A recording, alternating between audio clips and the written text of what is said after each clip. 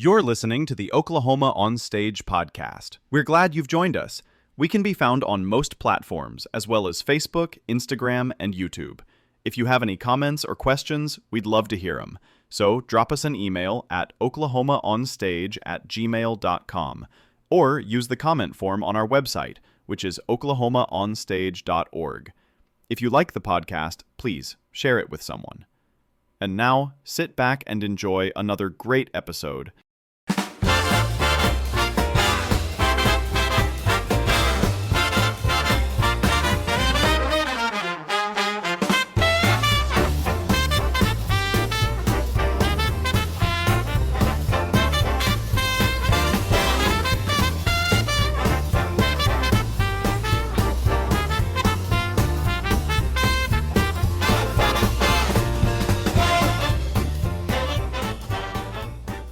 Welcome back, everybody, to Oklahoma On Stage. As always, I'm Tim, your host. Today, I have a very special guest that I've had the privilege of working with myself. And, we started out the season looking for people that were a little more on the technical side of things. And I dare to say that today's guest is a hero in the technical side. Theater has something for everybody. And we try to make sure everybody knows that, just because you don't want to be in the center of the spotlight doesn't necessarily mean there's not a place for you. Theater's not just about the spotlight. There's some that prefer the world that lives behind the spotlight. Today we're sitting down with one of Oklahoma Theater's backstage heroes, whose journey has taken her from wrangling Elmo's friends at SeaWorld to managing some of Oklahoma City's most exciting productions. She's a stage manager, a problem solver, a fun fact machine, and one of the most quietly influential artists working in Oklahoma theater today. Today we're pulling back the curtain on what got her here, and if you've ever wondered what it takes to keep a show from falling apart, this is the conversation you'll want to stick around for. Oklahoma On Stage family, please join me in welcoming Scarlett Patiño to the podcast. Welcome, Scarlett. Hi, Tim. Thank you so much for that introduction. I really tried hard to stay quiet, but you got me with the fun fact machine. I just kind of loved that whenever it came up in my research. I was like, okay, we're going to have to touch on that one a little bit. So we love to just kind of start out just right at the beginning and work our way here. So how did you get started in theater? So, I almost said fun fact. Look at me. Gonna just start it all off with that. But it is a fun fact. If you've ever seen my name on a program, I always thank my mom. And I always do it in a cheesy way, but in a very real way too, because she forced me in 6th grade to take theater as my one elective that I got. It was really hard to choose just one thing to do. I'm a person that likes to try everything, so I trusted my mom because she had done theater when she was in school, and she said, I think you're going to like it. I said, okay, fine. And that's why I thank her every time, because I really don't know what my life would be if I wasn't helping people create stories on stage. So, yeah, it started in 6th grade. I took, I'm from Texas, so I took intro to theater, and we actually did a radio show. We were introduced to all kinds of staged productions, and we had to make our own stories, and I just kind of fell in love with it. I had a wonderful teacher, Mr. Pittman, and he really just sparked that creativity inside me. And I actually didn't do tech until my senior year of high school, when my high school decided that they were do a musical for the first time, and I quickly realized I had no idea how to sing, but I was bossy, and so the director at the time was like, why don't you try stage management? And of course, at first I was like, stage management, what is that? I have no idea. Like, I knew what the stagehands did because I saw them moving things. I knew what the spot ops were doing, but what was a stage manager doing? It was kind of like this invisible role that I had no idea about. Turns out they do a lot. And so I was sitting there in the booth calling all the spot ops and all the sound cues and the light cues and the scrim. And I realized, oh my gosh, this is the person that makes it happen. The director is there and there's a vision. And in high school, the director never really steps away. But I realized it's up to the stage manager to make sure this thing happens. And I really like that. So I went to Trinity University for a theater acting degree. I had an acting scholarship. And then I took a stage management class and realized all the different refineries of it, and that you could actually do this as a job. It wasn't just like we need someone who's bossy and not in the show. And so from Trinity, I just started stage managing pretty much every show I could get my hands on. I did another musical. I did Company, which was awesome, with a full orchestra on stage, which was its own challenge. And then I got hired, like you said, at SeaWorld San Antonio, and I was a stage manager for the Sesame Street characters, which was its own thing because we had parades and live shows and children running around so much. And since then, I've been just trying every type of stage management for wherever spot anyone will take me. That's how you did so well with our show. It was kind of like Sesame Street. It's a lot of the same wrangling. So you said that your mom forced you into this. Yeah. So it was kind of a begrudging thing at first. Do you remember that moment when it finally clicked and you said, this is what I want to do? That's a good question.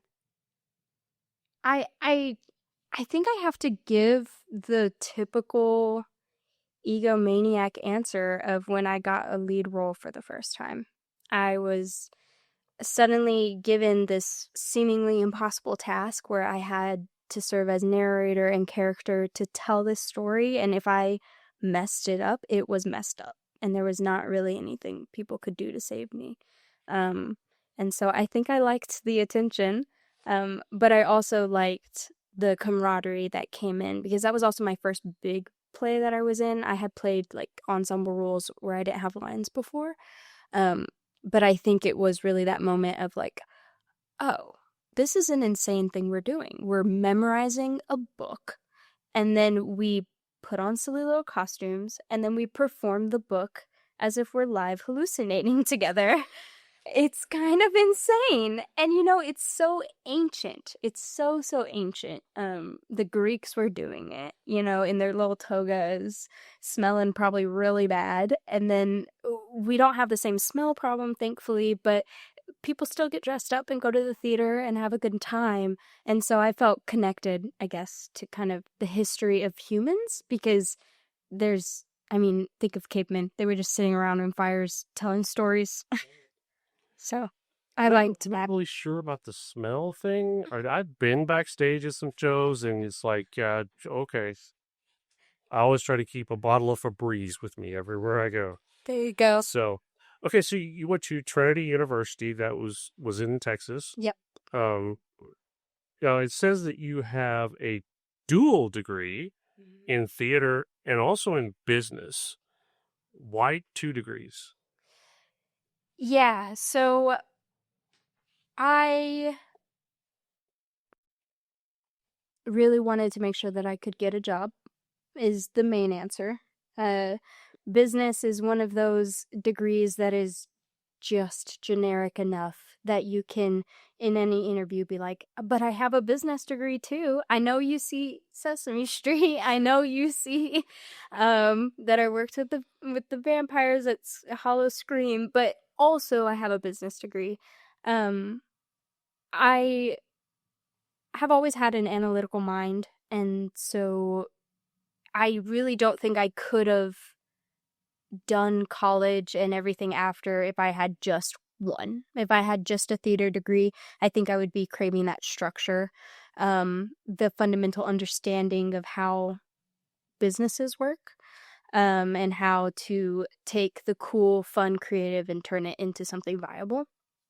And then if I had just the business degree, I would definitely be hitting my head against the wall because I wasn't around creative people.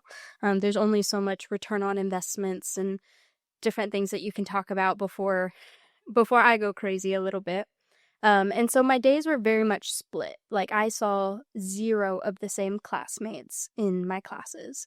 And we're a very tiny school, so sometimes we had, 4 people in my class, and sometimes we had 60, but no overlap. And so I kind of felt like the secret agent that was going in between these two worlds.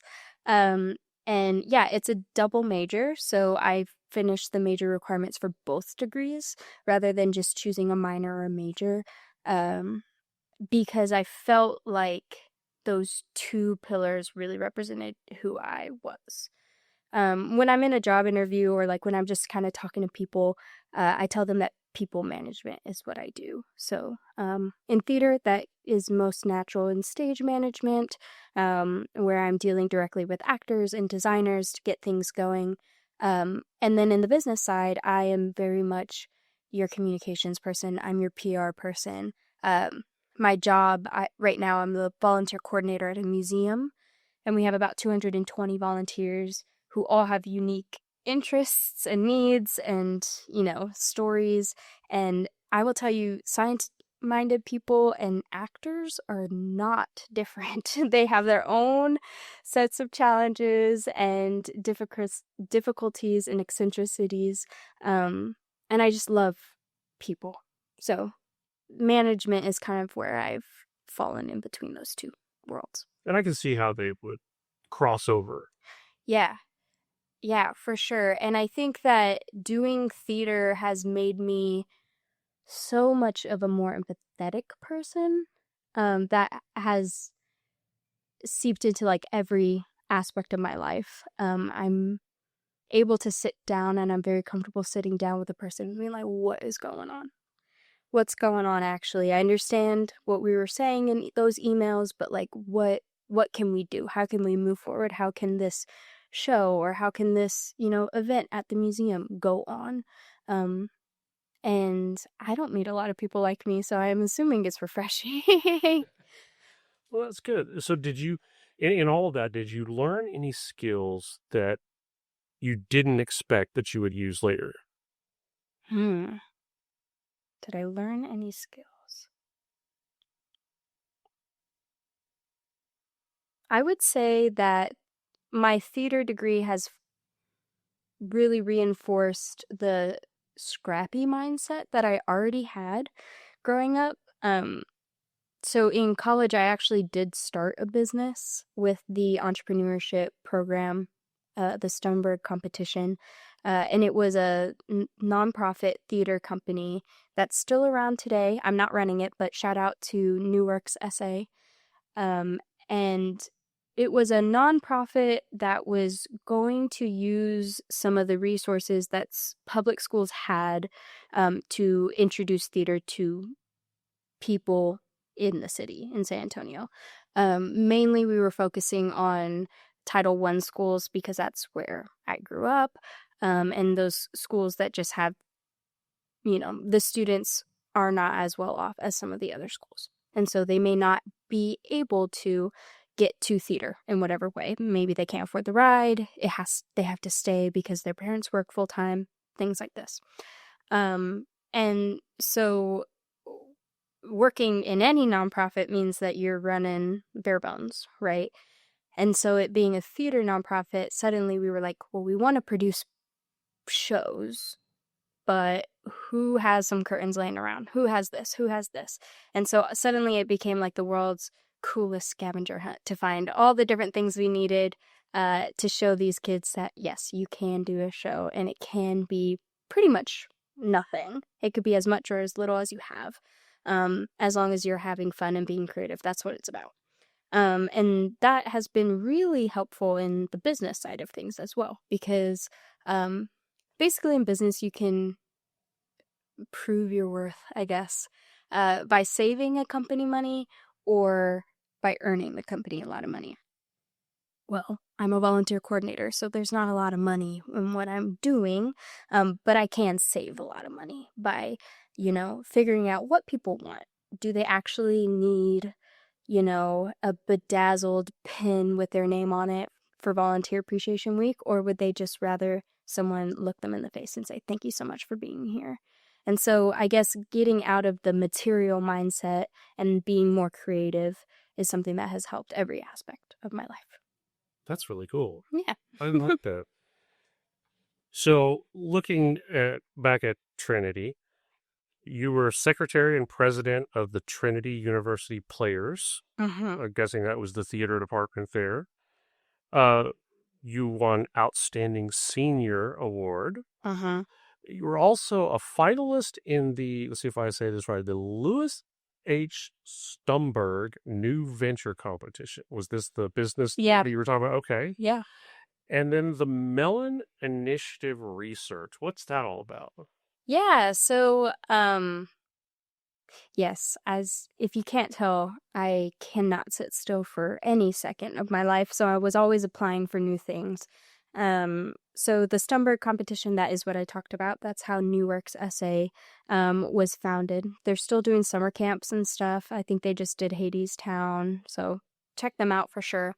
And then the Mellon Initiative was basically a grant that was open to students in any discipline. We're a liberal arts university. And so any discipline could apply for it as long as you were contributing to research in some way. So we had our very, science-minded folks who were doing like hard science research. And then I actually got to go to Vermont for a summer and complete my research, which was in a small Vermont equity theater. And basically they just had a huge archival room. It wasn't even really a room. It was just kind of like a crawl space of all the newspaper clippings from as long as they had existed. And my professor, Dr. Nathan Stith, he was my advisor, love him to death, was the artistic director at the time. And so he was like, hey, I think that you should come help me with this research. I need you to create a file system, digitize as much as you can, which is, digitizing takes a long time. And so a lot of my summer, my research was sorting through newspaper clippings. But it was kind of a double-edged sword because I also got to assistant stage manage at that theater for their 2 summer shows. Like I mentioned, they're an equity theater, which just means that they're part of the Actors Equity Union. And so they had to follow rules that apply to actors and stage managers. So I got to work with this wonderful production stage manager, and she taught me what it meant to be a professional stage manager. She taught me all the rules. We lived in the same kind of like housing accommodation, which is very common with equity theaters if they're flying out actors for their shows. And so I got to conduct that research in between rehearsals. And so I was super busy, but I learned so much that summer. And like I said, I got to work on 2 different shows. One of them was called Souvenir. It was a 2-person show. The narrator's on stage the whole time. I don't need to go into it, but basically it's a great show. Souvenir, very touching. And then we did a 1-person show, and I can't remember the name. It'll pop up, but it was a fantastic variety. I got to work with different directors, different actors, and see how stage managers fit into the larger role of an equity theater. So, yeah. It's kind of a baptism by fire there. Yeah. I will say, Dr. Stith, my professor at Trinity, was very adamant that every show we did was up to equity standards. So I was, running shows within those frameworks even while I was a student at in Texas. So it wasn't too much of a difference, but there's a lot of legalities and stuff. Like if you're ever working with an equity theater, you cannot talk to the actors or stage managers if they're equity while you're on break. It's a break. That's what it is. And that's why a union was created, because there was historically in the past abuses of that. And so those little things, you can only work X amount of hours, and that includes stage manager time. So if you are having, a rehearsal from 6 to 7 or 6 to 10, then you need to count in the 30 minutes before the rehearsal that the stage manager is unlocking the theater, and the 30 minutes after where they're doing their report. Because if anybody goes over, you're breaking the law, which is just a different stakes than I think we get at community theater. I do want to be clear, I have never been an equity stage manager. I've only worked alongside equity stage managers. Okay. All right. So you talked a little bit about earlier that the musical in high school was the first show that you stage managed. What was that show? It was the Addams Family musical. So that seems to be the baptism that a lot of people get. It's that's one of the big ones. Yeah, I was not a Wednesday Addams, at least not in vocal range. So what about that experience just clicked for you? It was one of the first times that a director ever gave me or anyone else that I saw agency to take over the rehearsal for a second. Like I said, up until this point, I was in high school, and so it was really the teacher/director telling everyone what to do. And this time it was a teacher-director, but he was much more willing to let the stage manager run warm-ups. And he actually gave me my first report template that I've ever seen. He was like, I need you to fill this out every single night. And I was like, but you were here. Like, why do you need that? And he's like, this is what they do outside of high school. And I just want to make sure that you are able to do this. Because up until this point, I was part of competition theater, so UIL, and I hope this has changed since I've been in school, but the stage manager almost has no role. They sit on the side and they time the show. They are not allowed to communicate to anyone. They are not allowed to be on comms, no radios, no walkie-talkies, and you couldn't even look at one wing of the stage and signal to the actors hey, go faster, we're going to go over our allotted time. So it really was just a glorified timekeeper. So I didn't understand until the Addams Family musical, the stage manager can do things. They are a vital role into the production. And that was just different. I had never experienced that before. That's really cool. So, leaving Trinity, did you immediately go to work for SeaWorld? So I actually worked at SeaWorld while I was finishing. Okay. Mm-hmm. So you were a stage manager at SeaWorld, supervising 90 performers and 20 parade float drivers. Yeah. That's a pretty big load to carry. And so what does stage managing Sesame Street characters actually look like? Yes. So right off the bat, I'm going to just say it was not me alone. We had a wonderful team of stage managers. There was about 5 of us. And yeah, I would work about 40 hours a week, but we were open 7 days a week. So I would show up on my scheduled time, and sometimes I would have a designated track. So, okay, you're here for only 4 hours today because you're only doing the parade in the evening.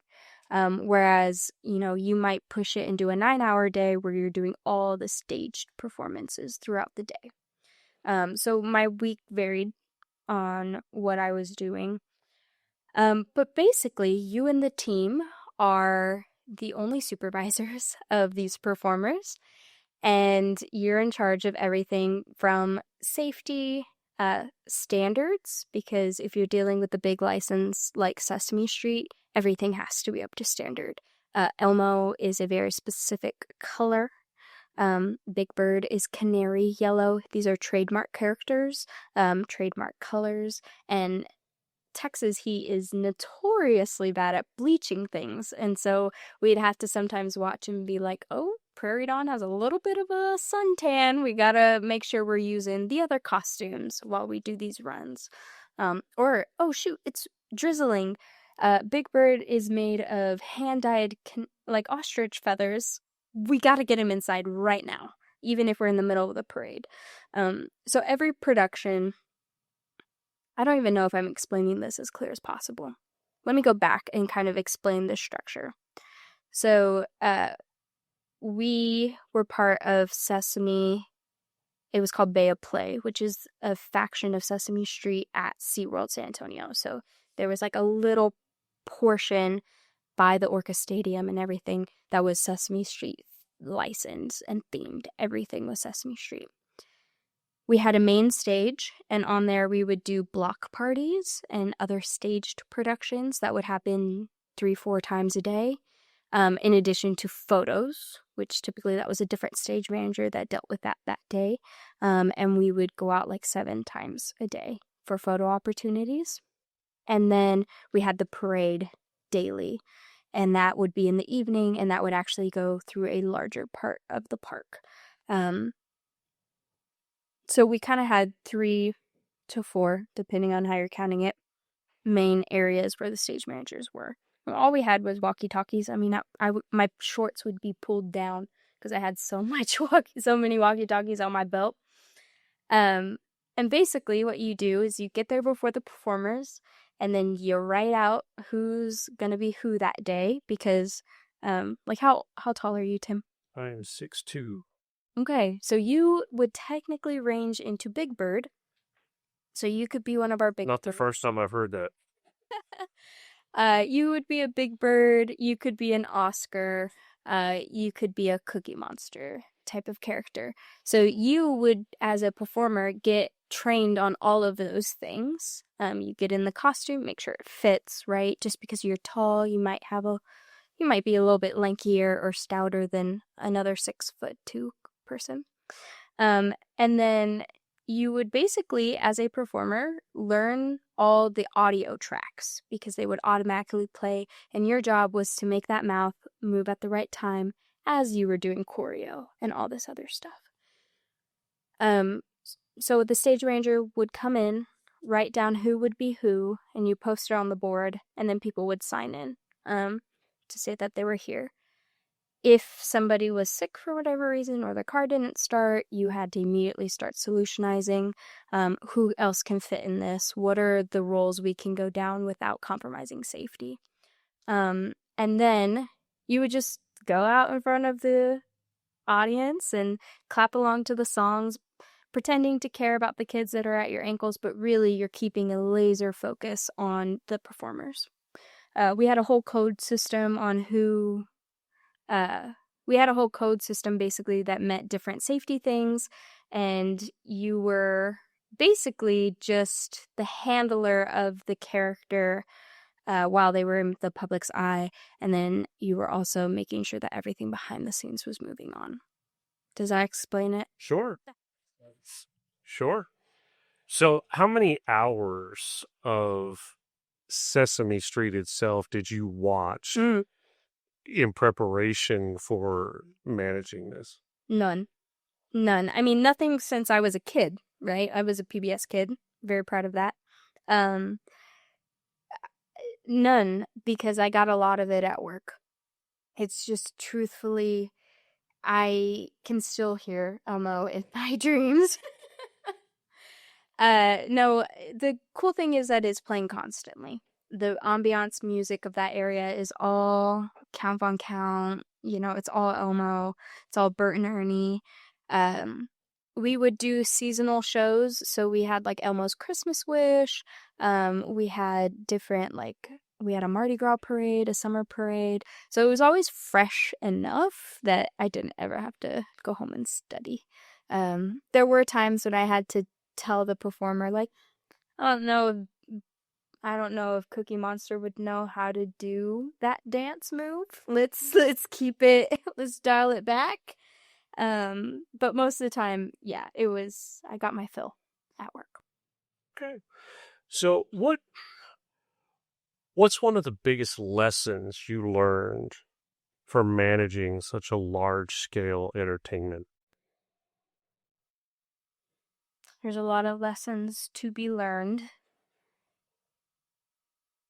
one of my biggest ones was you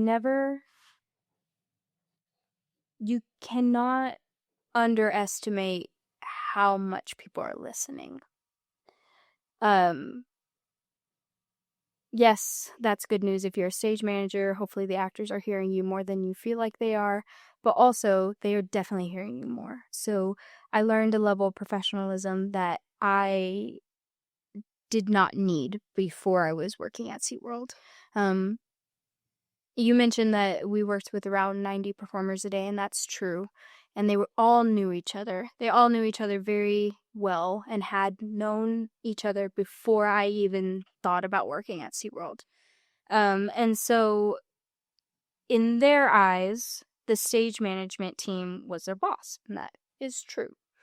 I saw them as peers, and that made it a little complicated when I felt like I just had a rough day and just want to talk to somebody about it. Or, did you see what that visitor did? Like, well, what I may not have known is that visitor was so-and-so's second cousin.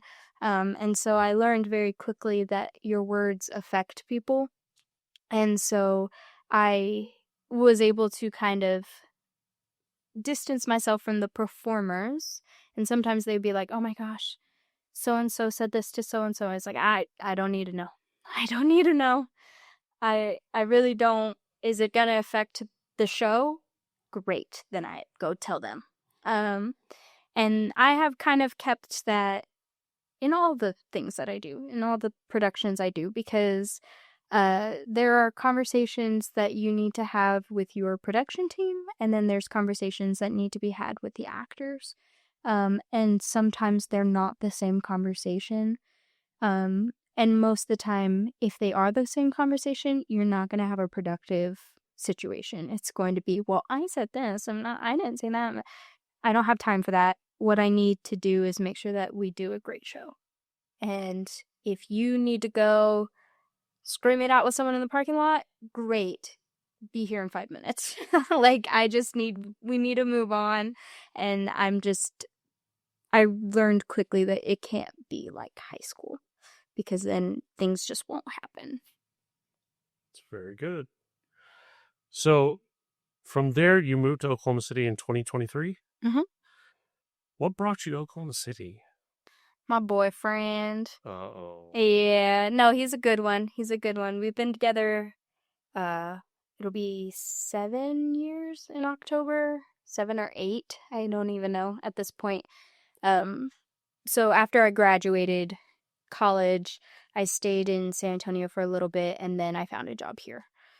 So he had already had a job here, so I just kind of followed him, which is not the most girl boss answer I could have given, but it is the truth. That's fair. So what was your first impression when you came to Oklahoma City? I was surprised. So I mean this in the least judgy way possible. I'm from San Antonio, Texas, which is like the 6th largest city in the nation. I grew up there. I was born in San Antonio.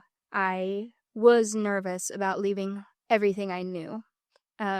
Frankly, because if you ask any Texan, and frankly the other way around, if you ask any Texan, if you tell them why you're going to Oklahoma, they'll go, oh gosh, why are you doing that to yourself? And I work for OU right now, so I feel it the other way too. Like, oh God, why would you go to Texas for holidays? I don't know, my family, maybe. That's a good answer. But I really didn't know what to expect with Oklahoma. I really kind of expected to not ever do a theater production again, because it wasn't my job that I was going to be doing. I didn't have the networks that I did in San Antonio. I didn't have, people looking out for me when I moved here. And so I just kind of was like, man, okay. And then I went to a Friday night art walk in the Paseo with my boyfriend. And I maybe had a little bit too much to drink. And I saw Oklahoma Shakespeare in the park. I was like, oh my gosh, a Shakespeare. I hate Shakespeare. I'm not his number one fan. I think we can do a lot of creative things, but I'm not a purist in any way. I was just like, Shakespeare means theater. That's all I was thinking. So I dragged my boyfriend into Oklahoma Shakespeare, and I met the artistic director, and I was like, I want to see your backstage. And he was so excited because at that point they had just built their outdoor theater. Tyler Woods is the artistic director, and he was so excited to show me all the different lighting equipment that they got. And I don't know, it was just a really good moment. And that from that point on, I was like, oh, I think I can do theater, even if it's not, with this person or that person, or maybe it's not a show I've ever heard of. I think I can do it. I think that there is a situation here that I could find myself in. And so, yeah, I was kind of surprised how quickly that happened, because it was kind of like my first week here or something, which maybe just proves the point that I am always seeking out theater in every state that I am in, inebriated or not. So you just kind of gravitate towards it. I guess so. So, coming to Oklahoma, was it the museum that brought you here? Was that the job that brought you here? Yeah, so I was determined to move to Oklahoma City, and then I just looked up any and all jobs in Oklahoma City, and I failed because now I'm working in Norman, but it's close enough. It's a 30-minute drive, and that's about how long it takes to get anywhere in San Antonio. So, yeah, the museum is a really interesting job. I had no prior knowledge with museums. I had been a classroom teacher, like an after-school classroom teacher for a while, so I knew that an education department at a museum would be something I would be interested in. But I was actually visiting my boyfriend. I had not moved yet, and then they sent me an email. They were like, "Hey, can you do a Zoom interview?" And I was like, "I'm here for 48 more hours. Can you do an interview now?" And so again, it was just fast. And I love it. I know more about dinosaurs than I ever thought I would. Very cool. So now you said you coordinate volunteers. Mhm. How does the biodiversity fit into all of that? Yeah, like of the state? Boy, the state, just, I mean, in your realm, just, how do you I should say, how do you keep it diverse, or how do you embrace the diversity in your role? In the volunteers? Yeah. Yeah, so there's a whole process to becoming a volunteer at the museum. It's a little bit of a bigger commitment than, say, working at a food bank, where you sign up for a shift. We thank you so much for doing things, and then we never see each other. The volunteers at the museum are very mission-driven, from what I can tell. They are willing to go through a whole application process, a whole interview process, a whole placement process, and then typically they do stick around for a couple years. I realized that museums kind of do attract a certain type of folk. Volunteers at museums are notoriously retired folk of a certain income bracket, who have time on their hands. But we are so connected. I work at the Sam Noble Oklahoma Museum of Natural History. Don't even think I've said that. But we are connected to the university because we're part of OU. And so I was like, well, surely there's smaller roles we can give for students, right? Or there's less intense commitments that we can give folks who work full-time. And so I really met with all the different departments and found out that, yeah, there's not just one type of volunteer that can be helpful in each situation. There's all kinds. And so what I do now is, once I get an application, I set up a time with them. I don't even really read all the finer details of their resume that they send in. And I kind of allow myself to be surprised. Because you can look at a paper and you can be like, oh, well, I don't think this person will be really good at data entry. I don't think they'll care about it.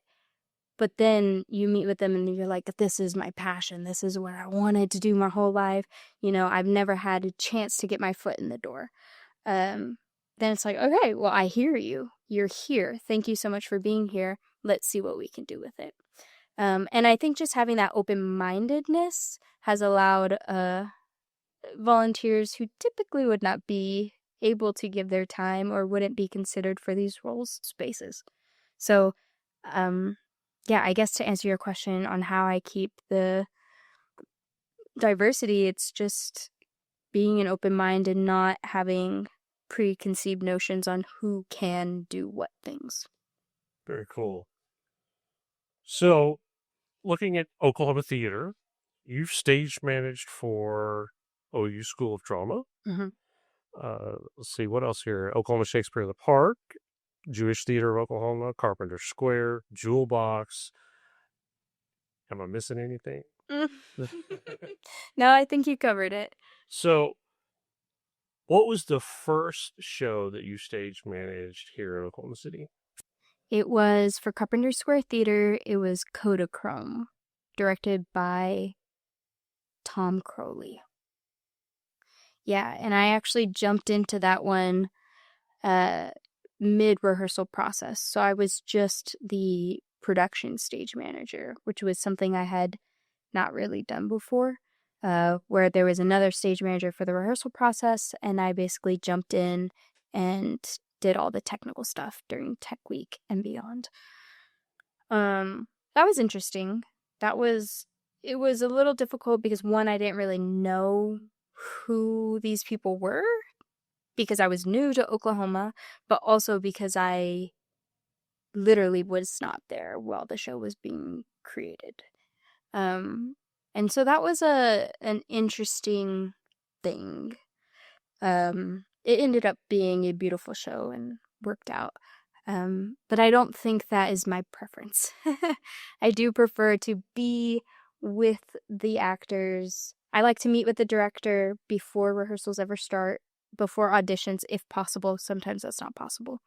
To kind of poke their brain on what they envision the show to be. Before anyone even starts reading a line for them, what do you hope it to be? And then in that conversation, I realize what directors emphasize. Some directors are purely for the acting talent. They want the best people. Maybe they've even had a person in mind when they picked the show. And that is, when all else fails, that's what they want to be highlighted, the acting. Some directors are more technical focused. And they are like, well, I really want the story to be told with these awesome transitions or these costumes I've been crafting or the lighting. And then I can take what the director tells me and there's not like, it's not like a either or situation. It's just what do they prioritize? And then I take that in my mind for every step of the process as a stage manager. I guess I should explain exactly what a stage manager is or how I view it. A stage manager is the right hand for the director during the rehearsal process. The director is there making sure that the actors are making their vision come to life, but really the stage manager is the person writing it down. Stage manager is the person that's, when you are trying to memorize your lines, writing down what you missed, calling out the line that you just can't get right. And it's a very quiet role during rehearsals. And then, what I don't know if people realize, maybe your listeners do because they do theater, but the director doesn't have to see a single show that the audience puts on. They don't have to. It's not in their contract. A lot of them do because they're awesome. But really, once Tech Week starts, the director ideally should be able to step away and the show just runs in their vision because the actors know what they're supposed to do. The stage manager knows what the tech elements need to do so they can work with the designers to make sure it happens. And then you have a show. And it's done by the time the first audience member sees it. It's done. Yes, it'll grow, of course, but it is conceptually, creatively finished. And so the stage manager is there to make sure that the show's integrity is there every night or day if it's matinee. So my role as a stage manager is I really like to be quiet and hands off during the rehearsal period, and then once tech happens, that's my time. And I just make sure that all the pieces are fitting together. And if there's any snags in the way, I ideally know the show so well by that point that we can solve it and not even have to sweat about it. So that's my kind of ideal about theater and stage management. My favorite directors are the ones that allow me to insert a little bit of creativity and my ideas into the show, but by no means is that a requirement for me to have a good time. That's cool. So in my time in community theater, I've learned and noticed that every community theater handles stage managers a little differently. They have different responsibilities at different places. Some have the responsibility of simply calling the cues. You keep, as you said, keep track of all of the cues, and when the showtime rolls around, you call those cues. Others, they are strictly the booth themselves. I think our recent show, that was primarily your job. You ran the lights and the sound and everything else. Then there are others that the stage manager's job is strictly just that. They manage the stage, all of the stuff that goes on behind, the movement of the props, the transitions, all that kind of stuff. In your mindset, which is your preferred method? Yeah, I can do it by myself, right? There is such a role of a production stage manager and an assistant stage manager. Our last show, Moriarty, which Tim was Sherlock Holmes in. Just gonna put that out there. Shameless plug. I didn't pay her a thing for that, so. He did give me a mug, so watch out. Oh, there's that. Okay. No, our last show, Moriarty, I was very fortunate to have an assistant stage manager. And that show had so many technical elements. We had 2 unnamed characters that sole job was to assist in transitions. So it was a monster of a technical show. Could I have done that myself? Yeah. Would I have been spread really thin? Also, yes. Beyond. And so if there's a choice between being a production stage manager, which in Moriarty was like lights and sound, in general timekeeping as well, and then the assistant stage manager handled the backstage, I prefer the production stage manager side. I kind of just like to watch the show, frankly. I like to watch the show and kind of be the person that has to make those split moment decisions, whether that is to turn on all the lights because we have an injury or something broke, or if it's to hold house because the women's bathroom is backed up. I like to be there for those decisions because I think it gives me a sense of peace to know what's going on. Whereas when you're backstage, sometimes you're not privy to all that. Sometimes you just don't get to see that happening.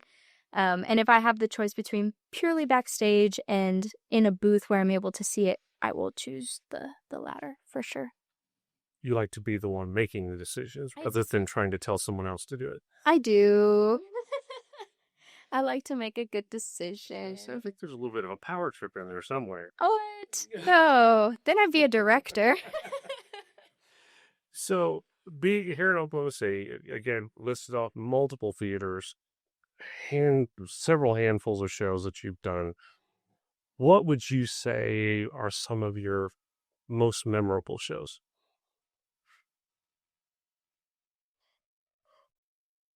I always love a show where the cast is just like family. And I know that's such a cliche, but when you can truly just see people shed their ego from work or school or whatever and get on stage and just play, that's what I love. Part of me is chismosa, which is Spanish for like gossipy. So I do kind of love when a show has drama. I mean, why would I? Why would I be around theater and actors if I didn't love some drama? But I like it when it doesn't impede the show. So I like when it's a silly moment. Or oh my gosh, can you believe somebody's hungover right now for this matinee? We gotta get going. But I do also love when things go wrong a little bit. I think that's probably a little selfish of me, but it gives me something to do. Uh, I've had a couple shows where there's just an injury, which is unfortunate. I don't wish an injury ever in shows. Um, you were not the injury I was thinking about, but yes, you did shed blood for that show, so thank you for your commitment. So injuries are never fun. I do like when casts play with each other a little bit. I've had shows where actors just fully recreate what's going on stage behind the scenes. That's my favorite, when they feel comfortable enough and they're not stressed. Like, we've gotten to the point where the show is so down that we don't need to stress about what we're saying. We know it. Now we can play. Now we can play backstage. Now we can pull little pranks on each other. Those are my favorites. So no, that wasn't a very specific thing, but also I don't think I can start telling stories because people might get called out. Yeah. People actually do listen to this, I'm learning. So hey, there you go. So you made a post on LinkedIn talking about being recognized in promotional materials for backstage performers and the importance of that. Tell me your thoughts on that. Yes, so the post in question was actually an appreciated post for the Jewish theater because earlier this year I did the production of The Apple Tree. I stage managed it. I was not the only behind the scenes person. We did add Joe Kelly, so pardon me there. But at the point of posting, I was the only backstage person. And so we had big names. We had Amanda Lee, we had Scotty Taylor, all these people who audiences have seen and recognized for their fabulous work, right? And I don't need the spotlight by any means, but it is nice when I get a shout out for what I do because, as I've mentioned, I actually go to more meetings and more rehearsals than the actors do sometimes. So I'm just as committed as the actors and the people who get seen on TV, or not on TV, on stage. And it was just so simple. The Jewish Theater of Oklahoma just posted my headshot, which I'm pretty proud of, with my bio. And it said, "Meet the team, stage manager." It did not probably take a lot of time because they were already doing it for the 3 actors on stage. And it was just a little bit of something that I could share on Facebook. Hey, Mom, look what I'm doing. Hey, Grandma, look what I'm doing. I'm not doing it for the, fame or the money. So little things like that, it kind of goes back to being scrappy in the business world. It does not take a lot to do that, but it does mean so much for the people involved because now I can share that and be like, hey, come see my show that I'm doing. So also it's good for the theater because it adds promotional material for them that can be shared. Yeah, I just think that behind the scenes people, yes, they don't want to be in the spotlight, but that doesn't mean they don't want to be appreciated for their work. So, I think more theaters should be doing stuff like that. Shout them out. Without the people backstage, the people on stage wouldn't be doing what they're doing. Mm-hmm. Yeah, it wouldn't work. It wouldn't happen. It would be a little goofy. You'd be all in fluorescent lighting. Or in the dark. Maybe if the house lights go down and nothing comes back up, you've got a problem. Yeah, that is true. So I know you're in between shows right now. Yeah. So looking forward, what's next for Scarlett? Man, that's a big question, Tim. Um, right now, in terms of stage management, I just look forward to growing my network even more. Uh, I really would like to, especially this summer, I don't have any shows lined up. I would like to see more theater. That is one of my main goals. Um, because I hear these names that keep coming up.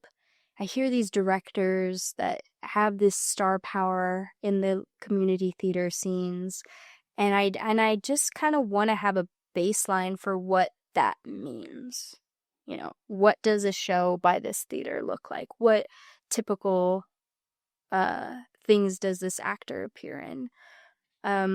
Because it just makes me feel even more like a fangirl when I walk into a staged, not a stage reading, a read through, and I see that actor. It's like, oh my gosh, I've seen you before. You feel like a total creep. Um, but it's also gives you a baseline for what they do, who they are, how do they carry themselves. So my goal is kind of just to see more theater, get out there. I do have to make a confession. I am like the world's worst audience member. I think because I'm so used to being silent backstage or in the booth that like it's like pulling teeth to get me to laugh. Even though if you hear me, I'll chuckle. I'll enjoy myself. I always enjoy myself.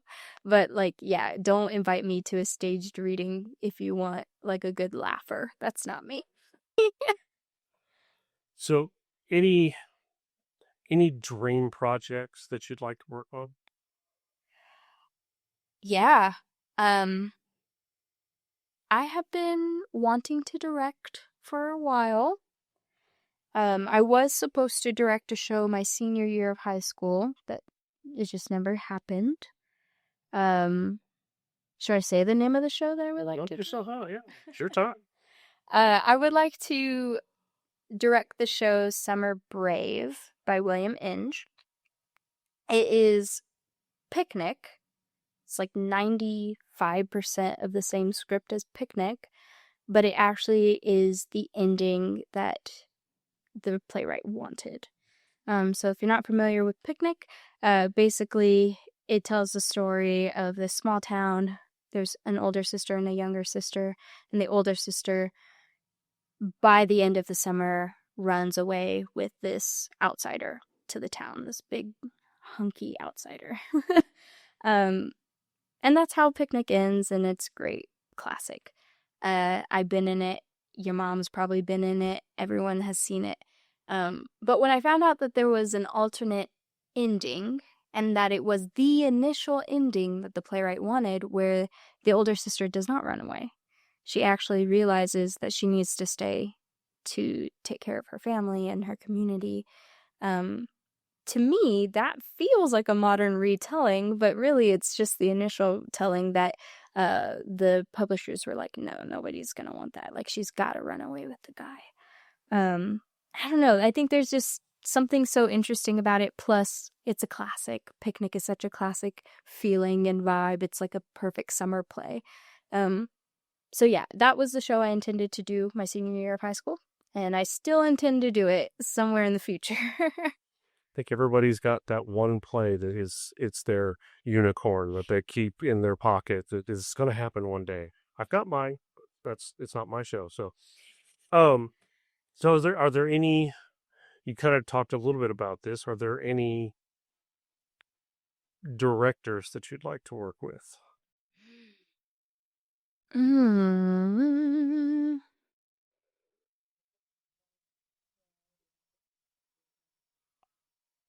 As the smile creeps across her face. I don't know. Okay.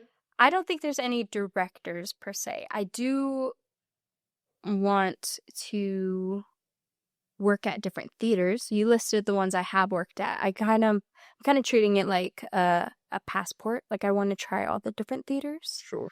But no, I haven't. It's always a treat when an actor I've worked with asks me to stage manage for them. I always take that as a gold star, like I've done something right. So if I've ever worked with you and you need a stage manager, my Facebook messages are open. And she might just tell you no. Hey, you might be asked to drive to Shawnee every night. Well, that was kind of my next question. If you're thinking about looking, outside of Oklahoma City? It's tough. So I mentioned that I work in Norman. I live actually in Del City, which is where we're recording this. So it is tough for me to do rehearsals that are not in the metro area just because I get really consumed by shows. Obviously the time is there. Like you're meeting for hours a week. It's like a second job. And I find that my health does really get impacted. There's only so many McDonald's and Brahms you can drive through in a week and not feel like absolute garbage. So being able to come home before rehearsal, make a meal or have, a fresh-ish meal really does change a lot. And now if some place would like me to, I don't know, stay in housing accommodations for a little bit, that would be different. That would be equity stage management style.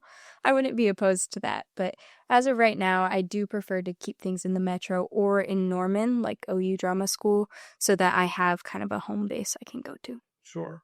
Makes sense. Okay, so as we draw this time to a close, we try to wrap everything up with what we call our curtain call curveballs. Okay. So I'm basically, nervous. these are just random questions off the wall, maybe about theater, may not. Okay. Okay, so they're designed to be just the first thing that comes to your mind. Yeah. Okay, so put your thinking cap on and It's on. let's go. Okay. Strapped in. If you could stage manage any show in theater history, past or present, which one would you pick and why? Oh, I think I would have loved to be on the original stage management cast for Hamilton. That show is technically beautiful, but they also the original cast talks about the scene where they do the wedding in normal forward, and then in rehearsal they said, now do it backwards for the next song. And that, that face you just made, your eyes opening, the startleness, it just feels like that room was so creative and lively to be part of. And of course, I could try and go on tour now, but in that original moment when you knew that you were doing something, I would have loved to be there. That's interesting.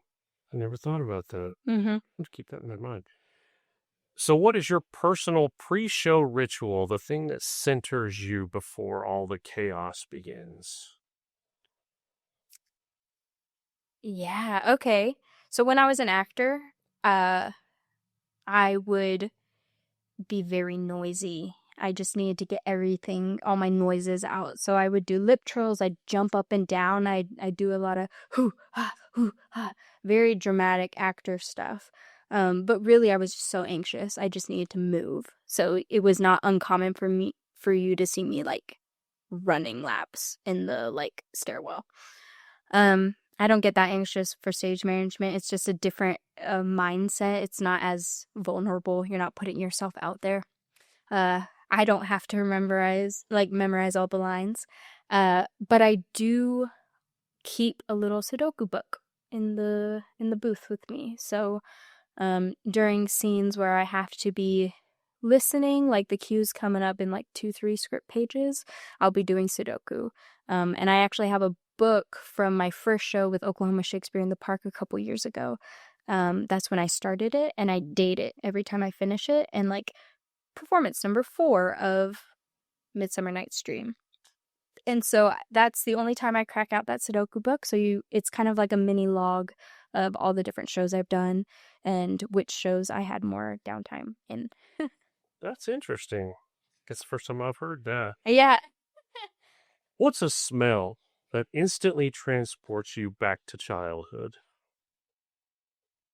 Mm. So this is niche. This is San Antonio niche.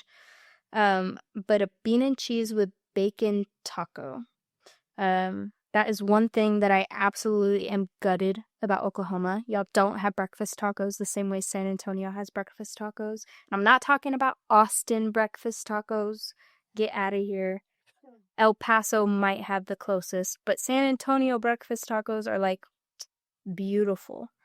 So if I smell that specific smell of 2 bean and cheese with bacon tacos in a paper bag, yes, it's greasy at the bottom. Green salsa, red salsa can be there, but the green salsa's got to be there with like styrofoam thing, large styrofoam sweet tea. Like that combination of a smell would bring me right back home. Yeah.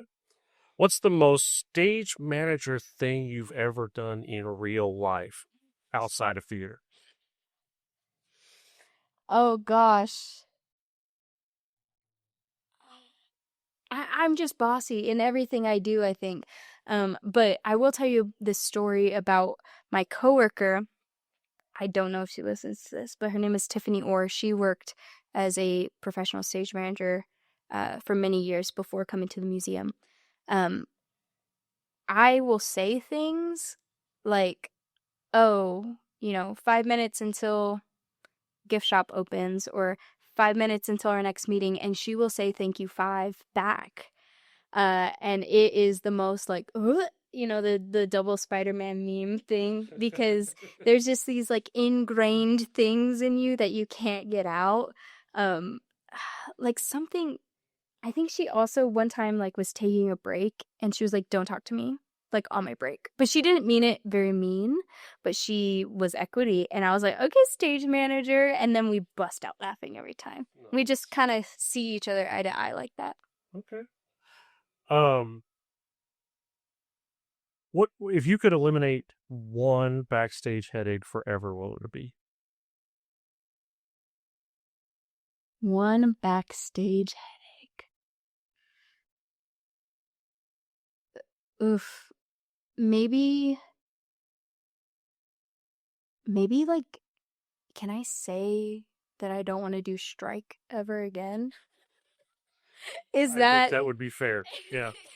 That would be one that all of us would be, yes. But somebody's got to do it. I know, and it really does make sense for us to do it. It's just like, okay, maybe I changed my answer, and maybe this is a format thing. I wish closing night was not a matinee, ever. I wish we had closing night, where we were able to do a last hurrah and then go out into the night and do whatever we wish to do instead of having to do our laundry and worry. And some places do. They don't come back for a Sunday show, so you get on Saturday night and that's it. Yeah, I don't know. I want it to be more momentous than it is sometimes. Yeah. Because we did the dang thing. We did something so cool. How many people can say they've gone up there and done that? I have so much respect for people who take a hiatus from being on stage and then come back, or are willing to learn a backstage role that they've never done. That is amazing. I haven't had the chance to leave theater and come back, but when I do, I'm expecting flowers. I'm expecting everyone to show up, because it is freaking hard, people. It is hard to put yourself out there like that. Musicals or straight plays? Straight plays. Comedies or dramas? Drama. Okay. Drama to watch. Comedy is to stage manage. Okay. Let's see here. This is your time. You can ask me anything. What's your favorite backstage snack? Peanut M&Ms. I'm sorry if you have a peanut allergy. I think you need to work on that. But don't worry, because I will administer your EpiPen, but that is my favorite snack. What's the weirdest thing that you've ever had to fix, rig, or tape together during a show? Grover's eyeball. Okay.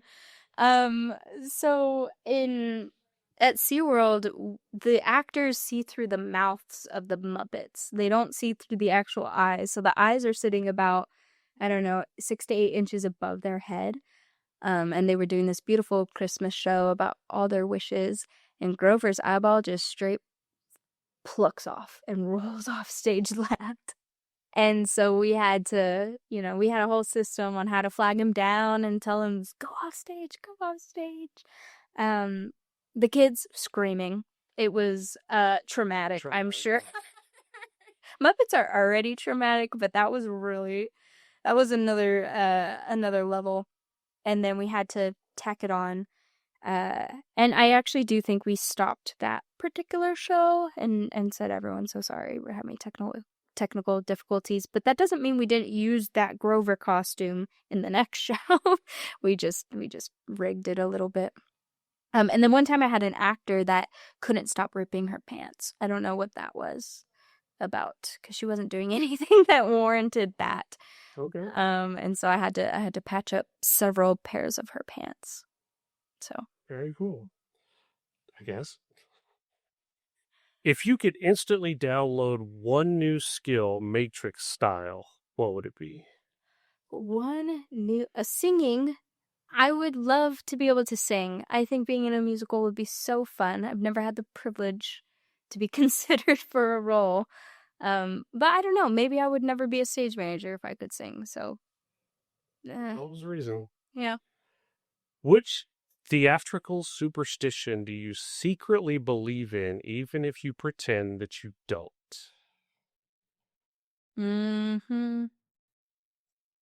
I believe in the ghost light. I believe in the ghost light. You should always leave a little light on stage for the ghosty ghosts. They say it could be to prevent more ghosts from happening so actors don't fall off the stage, which there's practicality in that, right? But I like to think that the ghosts like to perform at night. So. And they need to have spots as well. They need all the technical stuff. But I do have one. It's not a superstition, but it is a talisman, I guess. So I'm wearing it today. This necklace, it is from Kendra Scott. I did work for them while I was in college as well. But it is their signature dichroic glass. I have a necklace of it. I have a couple earrings, but I will always be wearing dichroic glass if I can help it for a production, because that is the same material that the stage lights are made of. And so I am worried that if I don't wear dichroic glass, everything will fall apart and everyone will die. So if you see me, well, there you go. You see my sparkly necklace. No, that's something to hold on to. Well, we've come to the end of our time, Scarlett. I appreciate this time. Thank you very much. This has been a lot of fun.